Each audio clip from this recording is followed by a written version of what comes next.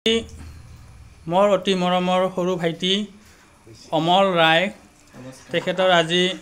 কৰ্ম বিদায় তেখেতে বেলেগ এটা কাম পোৱাৰ কাৰণে তেখেত আমাৰ স্কুলৰ পৰা স্কেমিয় ইংলিছ স্কুলৰ পৰা বিদায় লৈছে তেখেতক এখন ফুলাম গামোচাৰে সম্ভাষণ জনাব আমাৰ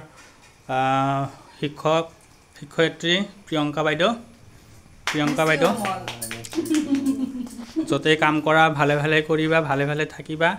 এইটোৱে মোৰ ক'বলগীয়া আৰু তেখেতক এখন শৰাইৰে সন্মানিত কৰিছোঁ যাতে তেখেত ভালে থাকে আৰু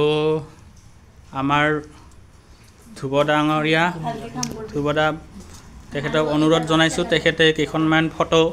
মেমৰিয়েল ফটো যাতে ৰাখে হয় অমলেন্দ্ৰ ৰায় তেখেত আজি আমাৰ মাজৰ পৰা বিদায় লৈছে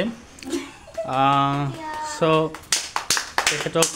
আমি কেনেকৈ বিদায় দিম ক'ব নোৱাৰোঁ দিছোঁ আৰু কিবা এটা সন্মানেৰে দিছোঁ অমলদাৰ লগত মই একো ফটো উঠিবৰ কাৰণে চেষ্টা কৰিছোঁ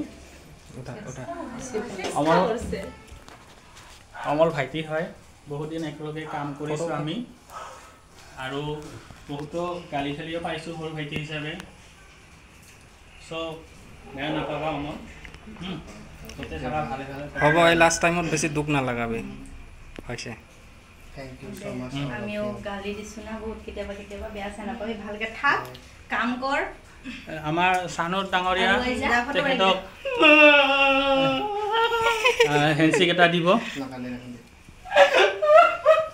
সি সঁচা কৰে না মিছা কৰে অতি মৰমৰ আছিলে তেখেত আহিমতো আৰু মই একেবাৰে যোৱা নাই না আহিমতো সি মানে ইয়াৰ অন্তৰখন বিৰাট কোমল মই জানো অৰিজিনেলি মই তাক কৈছিলোঁ যে তই নাথাকিবি একেবাৰে নাযাং না আহিমতো আৰু কখন তই নাথাকিবি ইয়াতে মই কৈছিলোঁ হ'ব সি আহিব তো থৰি না হ'ব চানুবাটি হ'ব নাপায় এনেকুৱা বিদায় আহা হ'ব ঠিক আছে আহিম ঠিক আছে